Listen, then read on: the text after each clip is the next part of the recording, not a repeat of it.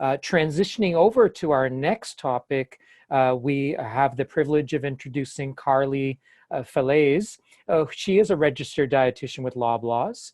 You could find her in the stores at Maple Leaf Gardens or Yonge and Eglinton. She's been working there for a number of years and enjoys meeting clients in the store, providing nutrition education. Karley, thanks for joining us and providing this tour through practical tips for healthy eating. Hi, everyone. Thank you so much for joining today, and I'm excited to talk more about the practical tips for healthy eating. So taking the reasons, we learned a little bit about why it's so important to eat healthy, and then we learned a little bit about the dietary patterns on healthy eating. So I'm going to be talking about how to get started and how to kind of put it into practice. So first, I'll be chatting a little bit about meal planning basics, as well as healthy meal and snack ideas to give you some creative inspiration. And then I'm also going to touch on mindful eating, which tends to be a hot topic as well right now, and how to enjoy your food more. So I'm just ready for the next slide.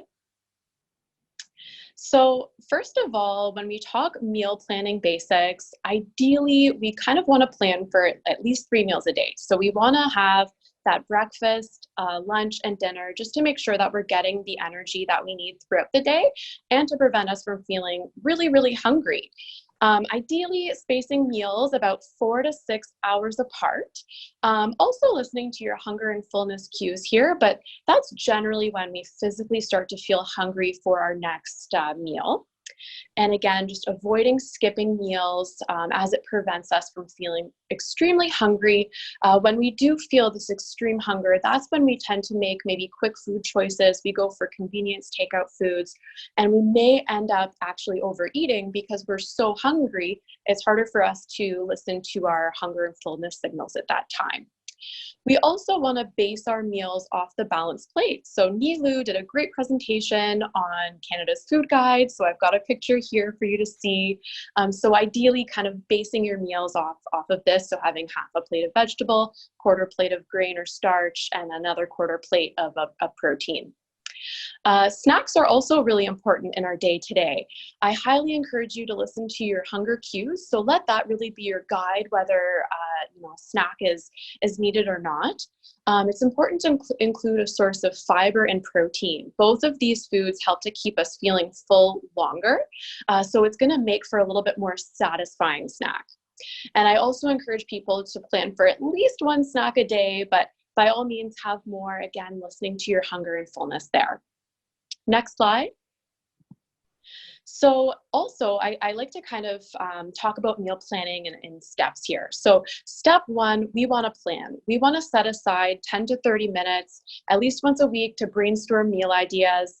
I encourage you to check your fridge, freezer, cupboards, just to see what you have. Maybe you can base some meals around what you already have at home. I encourage you to check flyers for sale items and to make a shopping list before going to the store. It definitely helps you stay on track once you get to the grocery store. And I encourage you to aim for meal balance. So again, following that Canada's food guide, and then get inspired and be creative. Find different maybe people to follow on Instagram, watch different YouTube videos, get some inspiration to just kind of create fun meals and make it exciting for you and more enjoyable that way. I also recommend keeping a recipe binder for your favorite go-to meal ideas, or maybe a folder on your computer. So that way, once you've kind of built a bit of a library, it's easy to go back through and say, oh yeah, I love that meal. That's what I'm feeling this week. And it'll ultimately make it a little bit easier for you on a weekly basis down the road. Step 2 is to prepare. So I highly recommend packing lunches the night before and making multiple if you can. Batch cooking is definitely the way to go here. So plan for extras when you're making dinner and maybe use those leftovers for lunch the next day.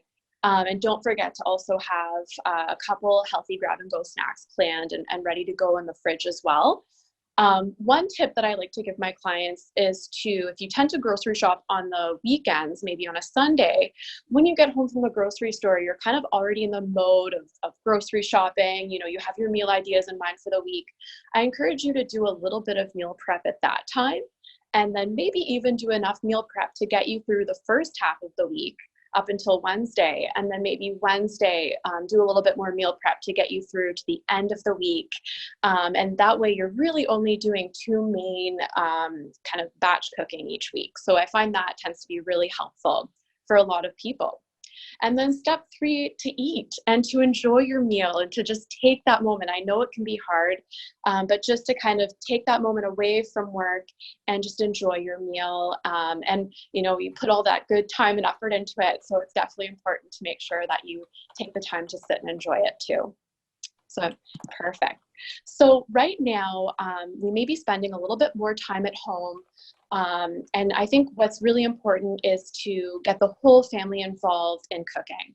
It's a great opportunity to teach your kids life skills that are going to be so important for them down the road when they move out and live on their own, or even when they get a little bit older, and to help out more around the house with cooking meals.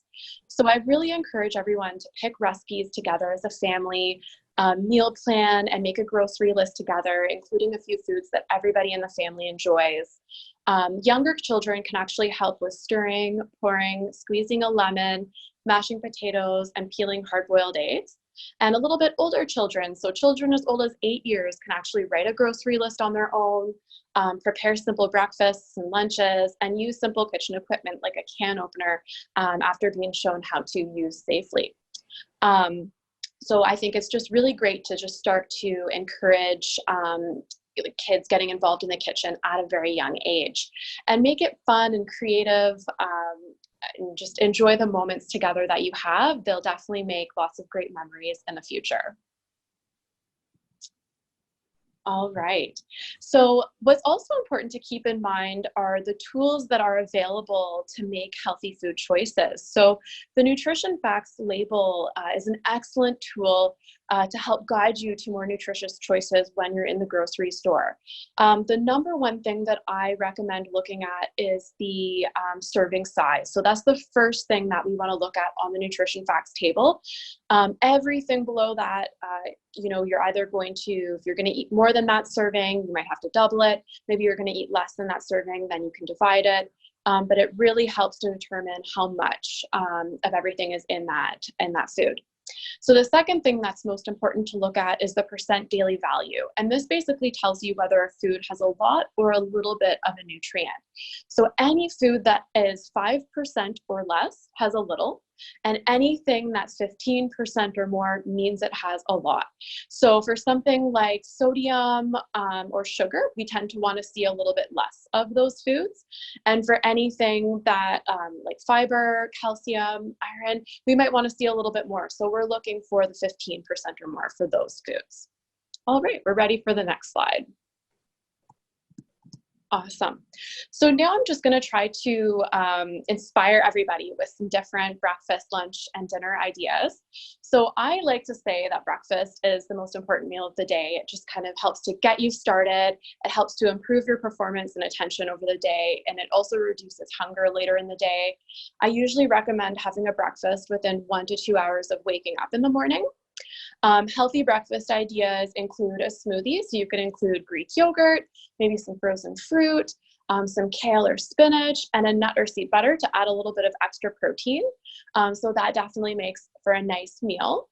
And I also encourage maybe having a slice of toast or two with it as well, just to add a little bit more.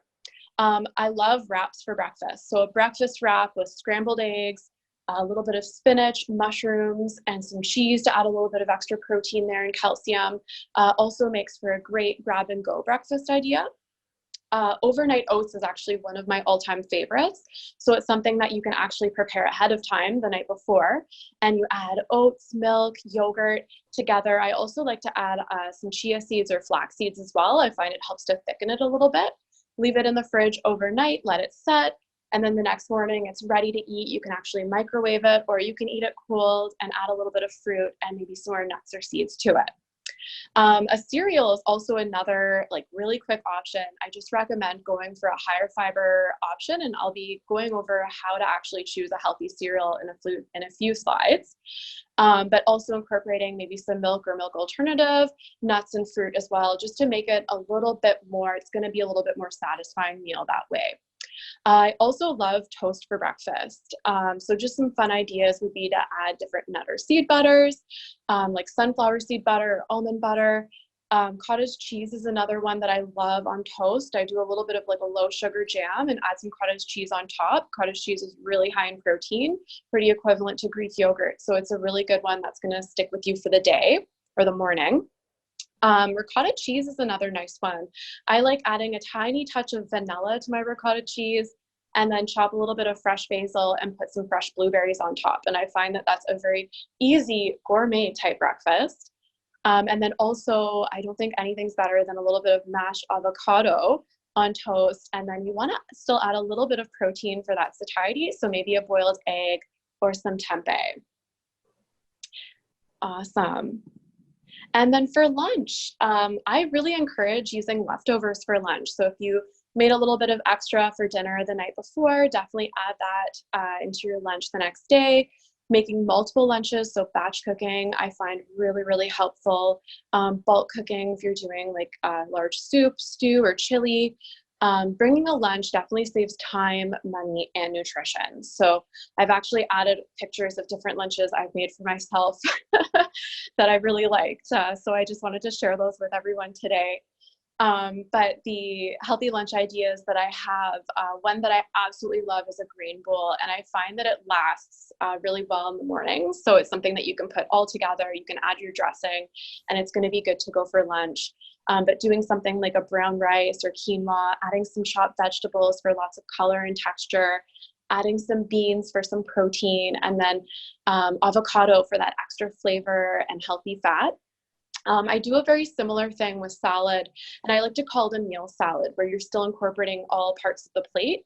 So you're starting with base as a leafy green, you're adding still a grain or a starch. So sometimes I actually add brown rice or quinoa. I like roasting sweet potatoes or the little mini potatoes to add to salads. I like to add different proteins, so maybe some canned salmon, a boiled egg, or some chickpeas. And then I also like to add lots of different vegetables like peppers, tomatoes, zucchini, and then what I like to call flavor enhancers, which would be like your nuts and seeds, your avocado, that are just going to add a little bit more dimension to your salad. So instead of just having lettuce, a salad like that is definitely more of a meal comprising of all parts of the plate. Another quick lunch idea could be a vegetable and bean soup, whole grain crackers and fruit, a chicken wrap made with maybe some leftover chicken from the night before, adding a side salad and yogurt, and then some different sandwich ideas. So I know sandwiches, you kind of maybe think, oh, like they're a little boring, but you can make them fun and interesting and change it up on a regular basis. So one of my favorites is actually to do mashed chickpeas. So I use a potato masher, I mash the chickpeas, and I add a little bit of tzatziki dip, fresh lemon juice, and fresh dill chopped into it. And I absolutely love that as a healthy sandwich filler. Also, egg salad is a quick one, salmon salad. Again, that chicken, maybe thinly sliced from dinner the night before. And then also homemade veggie burgers that you could make up ahead of time, you can freeze, and then use as like a nice sandwich filler for later in the week. All right. And then also some different dinner ideas. So I find dinner is definitely a time that I like to encourage eating together as a family. Also, planning ahead for dinners is really helpful, especially if you have a busy week ahead with work or school. And then also just getting the whole family involved when it comes to prepping dinner.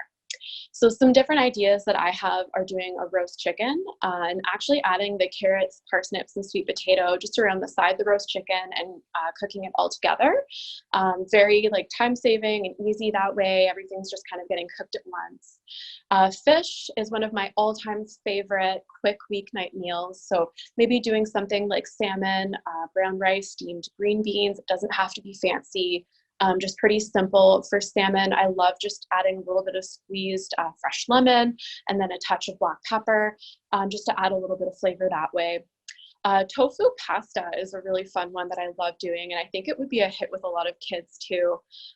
So stir-fried tofu, adding some stir-fried crumbled cauliflower, grated carrot, and then adding a tomato sauce. I usually go for a little bit lower sodium tomato sauce, but then add in some fresh flavors with some dried oregano or basil and really make it my own that way, and some fresh garlic.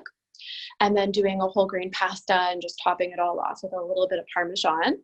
One of my other favorite dinners is actually lentil tacos. So just a vegetarian twist. So using lentils with some sauteed peppers and onion, adding some spices like chili powder and cumin, and then filling a soft tortilla with some your mixture there and some shredded cabbage and avocado.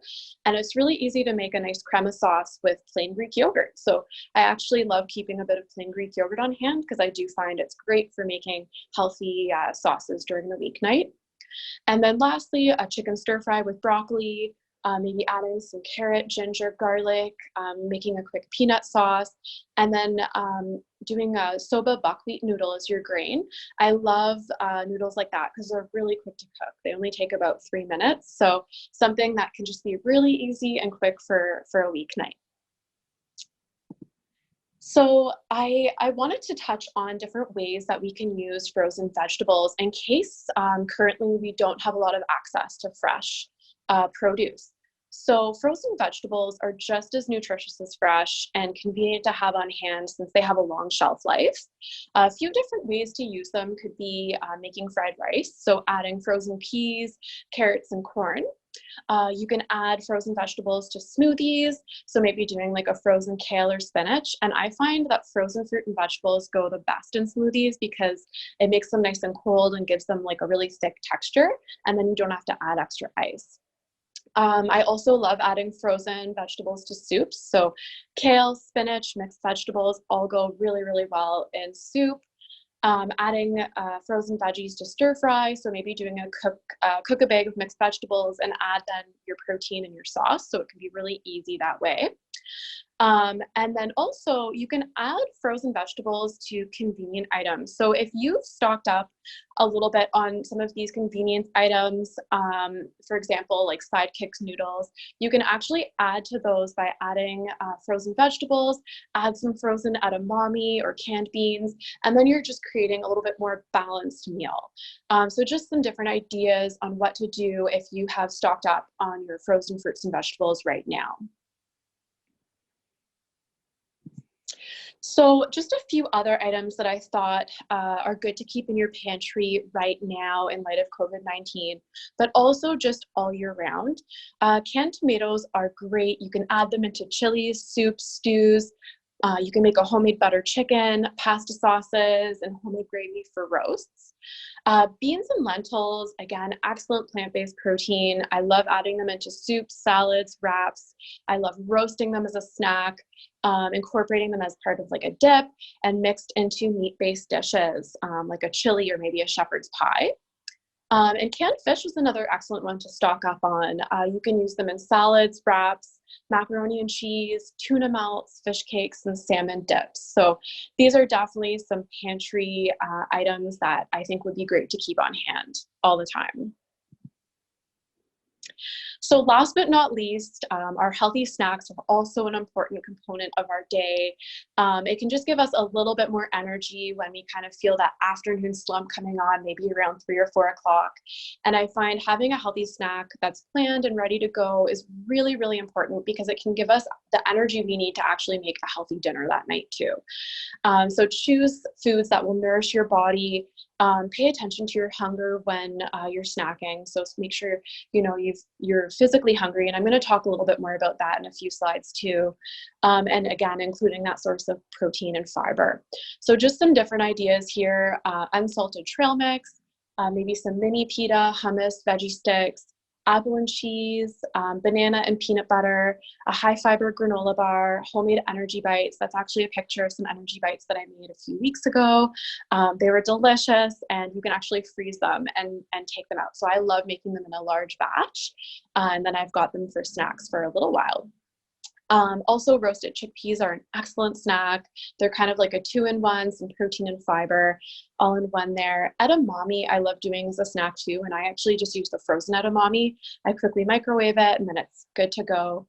And then also like yogurt and fruit. So yogurt cups or those little cottage cheese cups can be really handy to keep on hand for snacks too. So when it comes to healthy snacking or healthy breakfast, I love providing this 484 guide. So really what we're doing is helping you choose a healthy granola bar or cereal. So you want to look at the nutrition facts table, and my guide is usually looking for at least 4 grams or more of fiber.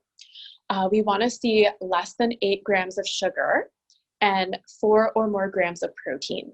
So this is an excellent guide that I like using for those types of foods, and I find it takes all the confusion out of it. So just when you're kind of in that grocery aisle with cereals and granola bars, definitely use this guide to help you choose a healthier option. So now I'm going to chat a little bit more about mindful eating. So I've got a quote here. Mindfulness means paying attention in a particular way, on purpose, in the present moment, and non-judgmentally. So that's a quote from John Kabat-Zinn, who is a researcher in mindfulness training for chronic health conditions. And so mindful eating, we're really thinking about being in the here and now of eating, listening to our bodies, and focusing on our hunger and fullness signals. It's a non-judgmental approach to food and really focuses on being in that present moment and placing no restrictions on food. So really every food has its place in our diet, and mindful eating can help us eat some of those more fun foods in a way that's going to still be maintaining a healthy relationship with our food and our bodies. So one thing that I like to do or encourage when it comes to mindful eating is recognizing our hunger cues. So just taking that moment before eating an unplanned meal or snack and asking yourself, am I hungry? So if you are and you're getting those physical sensations that you're hungry, yes, by all means, please eat.